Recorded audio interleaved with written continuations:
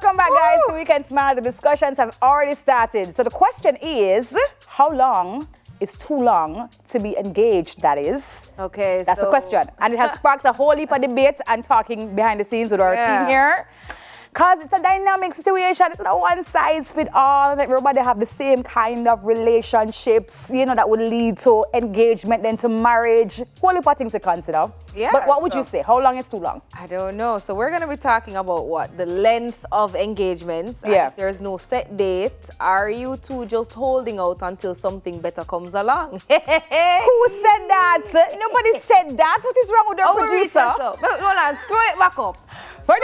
You know, just spoken at the wheel a while ago. You know. Nobody, that wasn't on the table for discussion. Anyways. So, all right. So, first of all, we were having the discussion about how long is too long, right?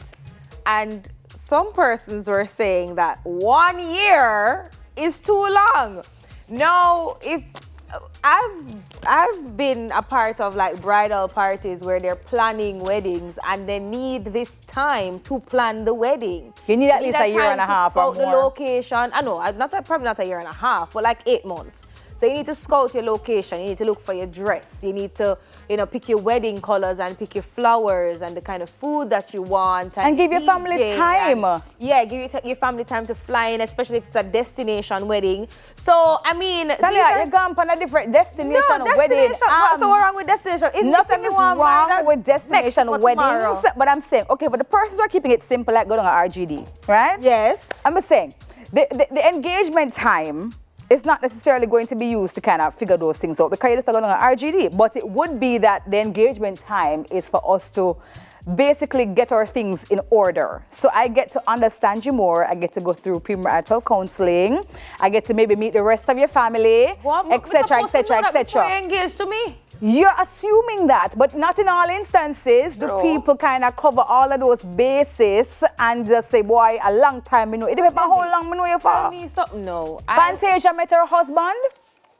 Fantasia met her husband, I believe, like days or months before. Yeah, and but get we're married. not saying that, you know. But I'm saying, if I'm not comfortable with your family or I don't know who I need to know, if I still need time to get to know you, I basically still testing the waters during this engagement, you know, because it means something. I think that's the second part of the question here. No, but I take it as that. So if it is that you're whole out to get married because you need to feel more comfortable with my family and get to know me, yeah, test the waters to see if this is what you really want to do. You know what a good question is? A good question is the engagement period, can I date during that time? What? So if you're going to date during the engagement... Don't look at me like that, Landy. Me ask. I'm sure somebody out there say, boy, we're not married yet. We only engaged, right? So is it possible to date during that period? You're going to a different thing now. I don't know. All right, so guess what? There are people who are in open relationships and open marriages. And if it is that is something that you and your partner discussed before, and you know exactly that is what you signed up for and that's what you're going into. If the partner date or not date during that time, I don't think it's a problem. But if me and know say this is an open thing, and you don't know either, no, I'm saying that before we actually go down the aisle and tie the knot and say I do's and I choose you for better for worst. I'm saying, is that time frame, right, allowing you to kind of, you know, still test the waters and see what's out there. Test the water and some things we did engage in before. If you're going to do that during the engagement period, I can guarantee that you're going to do it during your marriage. Facts. Well, that's true. So, or maybe you just become a changed person, but yeah. Anyways, I'm just putting it out there. It's a dynamic world. It's true. It's true. I'm just saying, I mean, I don't think, there are some people who think a year is long. Possibly, I don't think a year is too long. I don't think a year is too long. It depends on the scale of the wedding. Yeah. But I mean, if it is like, for example, you say you're going RGD and you're just going dating and just keep it small and low key, then whenever the church is available or whenever RGD is available or wherever you want to do it is available and the pastor is available, then you go do it.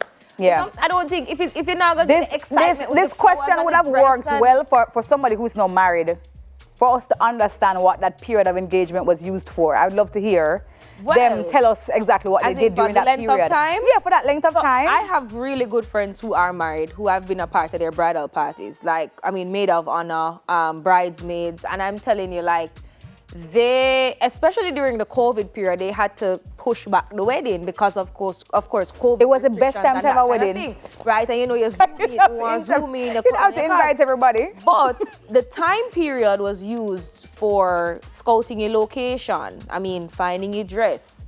Because they wanted a grand traditional wedding, right? Traditional wedding.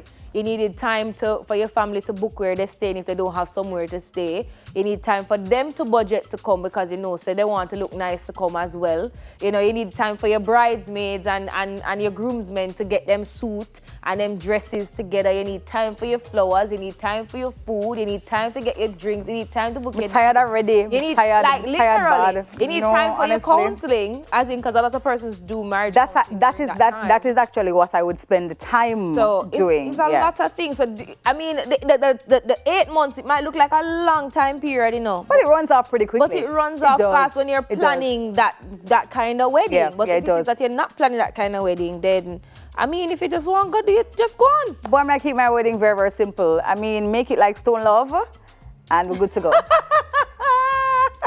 Make my wedding like Stone Love, and we're good to go. Like, you know what I mean? I want real Jamaican food at my wedding. I want a jerk man. I want soundbox string up. I want DJ toast for Mike. You know what I mean? I want a real dance floor with ding dong and lolly and... Okay, the dance you want. Yes, and you can toast over the microphone and have the DJ put it in there and drop sound effects between, tributes. Yeah. Okay. Yeah, that's what I want. Lovely. That's so nice. That's what I want. Fun. That's so nice. I'll show you. Tell you I want release doves. What? Come on. And throw rice. You know what I mean? Rice, yeah. But little ambience. My picture them look good. I'm going to book a photo shoot. I'm called Dash. That's a dash. I joke. I'm not going to focus on that. I promise. I'm not going to focus on that. Look here, Marvin, you leave me. I want it to be an experience. Okay. Look here. Yeah, man. Marvin, that's like, just do a photo shoot. So what is wrong with you? Anyways, guys, tell us what you think about it, right? How long do you think is too long for an engagement to run for, And what would your ideal wedding be? Look here, now. Chime in. Imagine all them people who were engaged for 5-6 years. Hey, we're not talking about that. Anyways, peoples, here's our second video pick, Calm Down by Rima and Selena Gomez.